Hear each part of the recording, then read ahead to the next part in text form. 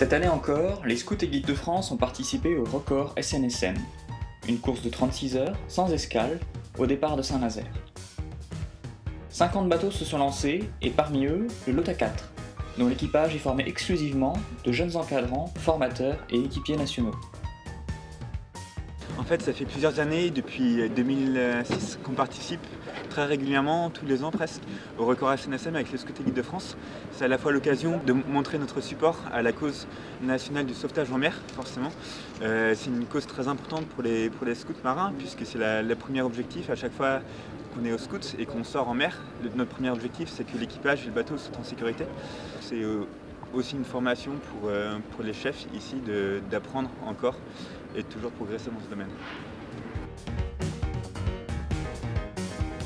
Bonjour, bienvenue à bord du First 36.7 Lota 4, qui est un bateau course croisière.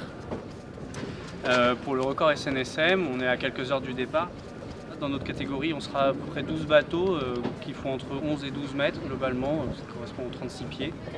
On va concourir en classe HN2. À côté, il y aura les classes HN1 et puis IRC pour les gros trimarans, multitrimarans Sodebo et puis les bateaux du Vendée Globe, dont celui de François Gavard, massif. C'est là toute la particularité de cette course, qui réunit différentes catégories de voiliers, menées aussi bien par des skippers professionnels que par des amateurs. Les grands noms de la voile et les plaisanciers sont invités à courir en équipage pour manifester sur l'eau leur soutien à tous les sauveteurs bénévoles sur un parcours d'environ 200 000 nautiques. C'est vrai qu'on navigue du coup jusqu'à mardi matin sans s'arrêter, donc on se relaie pour dormir. Ça dépend surtout des conditions, des manœuvres à faire. Donc on a ensemble un peu hier soir étudié la carte pour voir où est-ce qu'il risquait d'y avoir des molles, donc des endroits où il n'y a pas de vent, où est-ce qu'il y avait trop de courant pour avoir une route, pas forcément la plus directe, mais qui soit la plus optimale au niveau du temps.